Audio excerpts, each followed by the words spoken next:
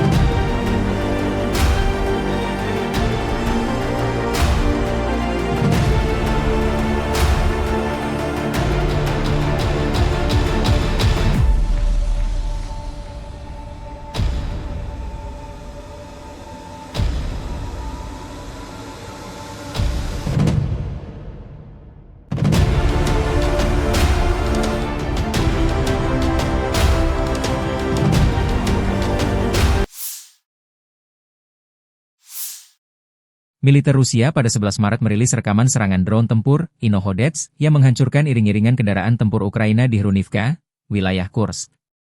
Selain itu, serangan udara Rusia juga menghancurkan jembatan penyeberangan portabel yang digunakan pasukan Ukraina. Rekaman tersebut menunjukkan serangan yang diklaim berhasil mengenai sasaran dengan akurat.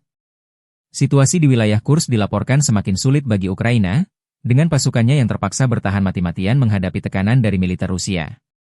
Hingga saat ini, belum ada tanggapan resmi dari pihak Ukraina mengenai dampak serangan tersebut, sementara pertempuran di wilayah perbatasan terus berlangsung.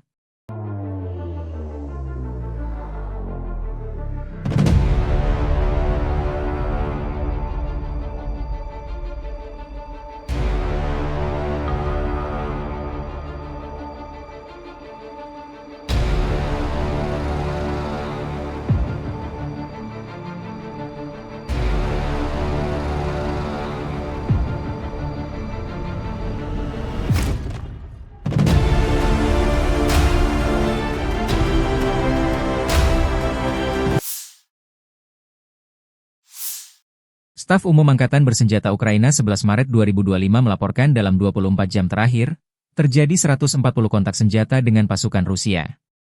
Militer Ukraina klaim menggagalkan berbagai serangan di berbagai wilayah, termasuk Kharkiv, Kupiansk, Liman, dan Pokrov. Serangan musuh yang paling intens terjadi di arah Liman dengan 22 serangan, sementara di arah Pokrov tercatat 21 upaya serangan yang berhasil dipatahkan oleh pasukan pertahanan Ukraina. Selain itu, pasukan penerbangan, rudal, dan artileri Ukraina berhasil menghantam sejumlah target strategis, termasuk 9 titik konsentrasi pasukan Rusia, 12 artileri, 2 pos komando, serta 1 pusat kendali drone. Di beberapa wilayah lain seperti Siversky, Torets, Novopavlivke, dan Orihiv, pasukan Ukraina juga terus bertahan dan menghalau serangan musuh. Di zona operasional Kursk-Cina, 11 serangan berhasil ditangkis dalam sehari terakhir. Militer Ukraina menegaskan bahwa mereka tetap waspada terhadap serangan lebih lanjut dan terus melakukan perlawanan terhadap agresi Rusia di berbagai garis depan.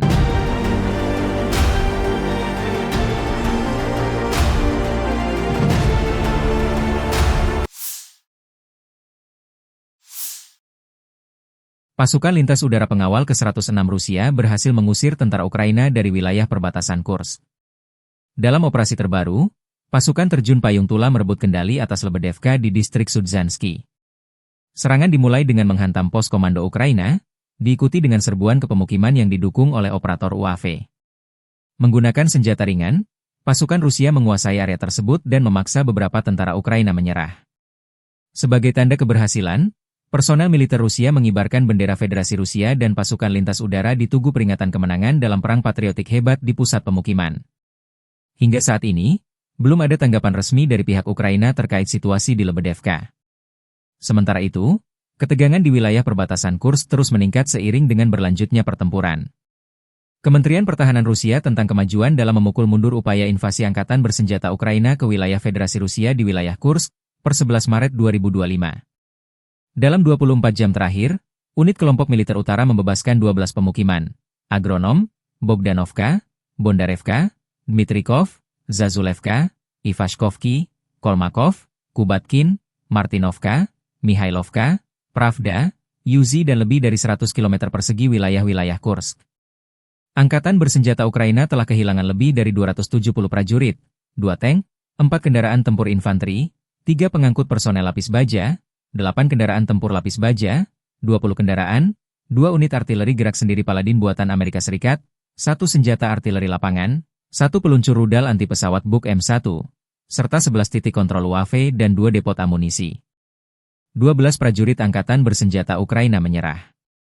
Secara total, sejak pasukan Volodymyr Zelensky menyerbu Kursk, Ukraina kehilangan hingga 66.550 prajurit, 391 tank, 311 kendaraan tempur infanteri, 272 pengangkut personel lapis baja, 2.181 kendaraan tempur lapis baja, 2.403 kendaraan, 542 artileri, 52 peluncur sistem roket peluncur ganda, termasuk 13 HIMARS dan 7 HMLRS buatan Amerika Serikat, 26 peluncur rudal anti pesawat, senjata anti pesawat gerak sendiri, 10 kendaraan pengangkut dan pemuat, 120 stasiun peperangan elektronik.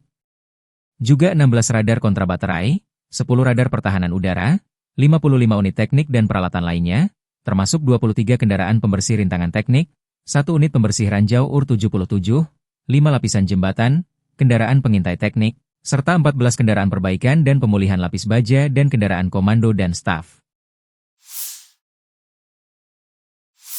Militer Rusia 11 Maret merilis rekaman awak tank dan pertahanan udara bekerja di garis depan.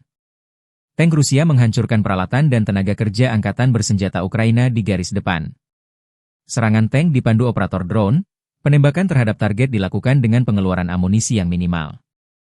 Sementara awak anti pesawat dari kelompok pasukan Vostok berhasil melawan ancaman udara berkat pendekatan komprehensif dalam mengatur pertahanan udara. Persenjataan unit tersebut meliputi sistem rudal anti pesawat Buk dan Strela 10, serta sistem rudal anti pesawat portable Verba.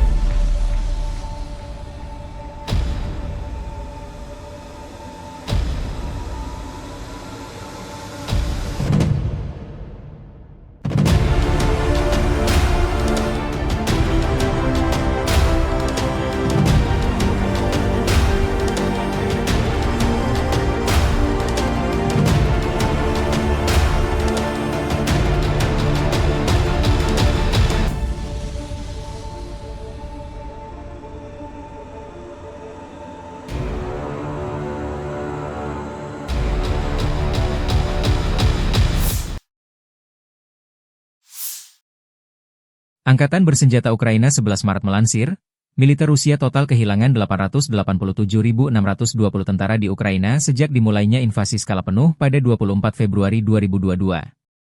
Jumlah ini termasuk 1.300 korban yang diderita pasukan Rusia hanya dalam sehari terakhir. Angkatan bersenjata Rusia juga kehilangan 11 tank, 23 lapis baja dan infanteri, 75 sistem artileri, 198 drone, dan 134 kendaraan tempur dan pengangkut BBM dalam 24 jam terakhir.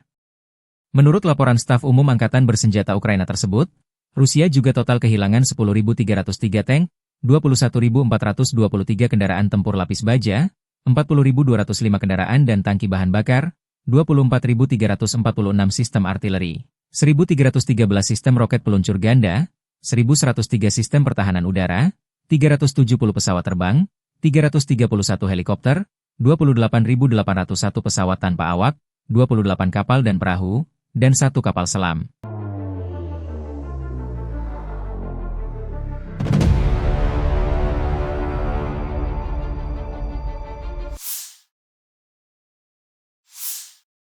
Dari kubu Rusia, penerbangan operasional taktis, kendaraan udara serang tak berawak, pasukan rudal dan artileri kelompok angkatan bersenjata Rusia menggempur infrastruktur lapangan terbang militer, serta konsentrasi personel, tenaga kerja dan peralatan formasi bersenjata angkatan bersenjata Ukraina dan tentara bayaran asing di 152 distrik.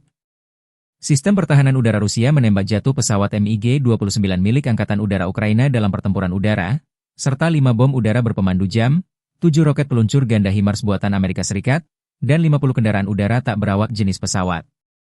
Sejak dimulainya operasi militer khusus, Ukraina kehilangan total 657 pesawat, 283 helikopter, 45.927 kendaraan udara tak berawak, 600 sistem rudal anti-pesawat, 22.097 tank dan kendaraan tempur lapis baja lainnya, 1.526 sistem roket peluncur ganda, 22.403 artileri lapangan dan mortir, dan 32.658 kendaraan militer khusus telah dihancurkan.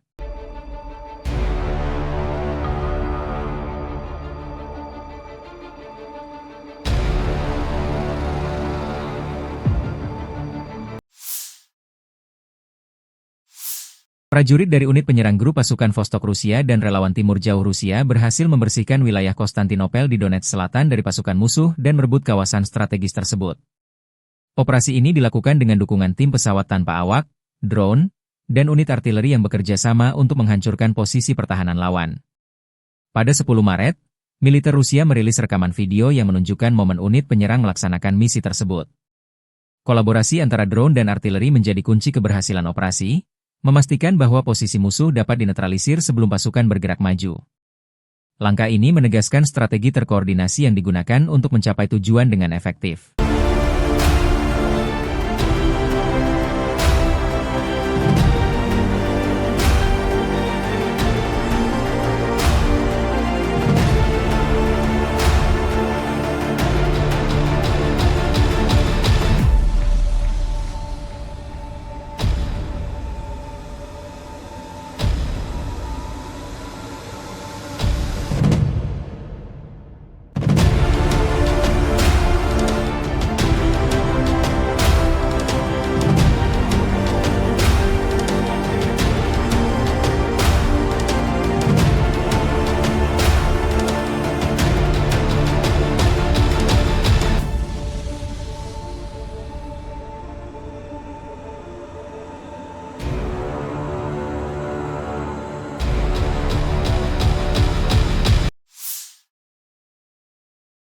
Media-media Ukraina melaporkan serangan drone Ukraina menyerang kilang minyak Novokuibishevsk di Samara Oblast, Rusia, pada 10 Maret. Klaim ini disampaikan saluran Telegram independen Astra dan seorang pejabat Ukraina. Serangan ini merupakan bagian dari upaya sistematis Ukraina untuk melemahkan kapasitas militer Rusia dengan menargetkan infrastruktur penting seperti kilang minyak, lokasi militer, dan gudang logistik di belakang garis depan. Warga setempat melaporkan mendengar ledakan keras dan melihat kebakaran di fasilitas milik Rasneft tersebut. Kilang minyak Novokuibishevsk merupakan salah satu fasilitas terbesar di Rusia, dengan kapasitas produksi mencapai 8,8 juta metrik ton minyak per tahun. Menurut Andriy Kovalenko, Kepala Pusat Penanggulangan Disinformasi di Dewan Keamanan dan Pertahanan Nasional Ukraina, kilang ini memproduksi bensin, bahan bakar diesel, dan bahan bakar minyak yang sangat penting bagi transportasi dan peralatan militer Rusia. Serangan ini terjadi meskipun lokasi kilang berada sekitar 900 km dari garis depan konflik di Ukraina. Hingga saat ini, militer Ukraina belum memberikan komentar resmi terkait serangan tersebut. Klaim ini juga belum dapat diverifikasi secara independen. Namun, serangan-serangan serupa terhadap infrastruktur energi Rusia telah menjadi strategi Ukraina untuk mengganggu pasokan logistik dan operasional militer Rusia dalam perang yang telah berlangsung lebih dari setahun. Pasukan Rusia melancarkan serangan menggunakan rudal Iskander ke pangkalan sementara angkatan bersenjata Ukraina di Zaoleshenka. Serangan ini menambah ketegangan di medan perang dan menunjukkan kekuatan militer Rusia dalam konflik yang masih berlangsung. Video serangan tersebut dirilis pada 10 Maret 2025, memperlihatkan dampak dari rudal Iskander terhadap target di Zaoleshenka. Hingga saat ini, belum ada informasi resmi mengenai jumlah korban atau tingkat kerusakan akibat serangan tersebut.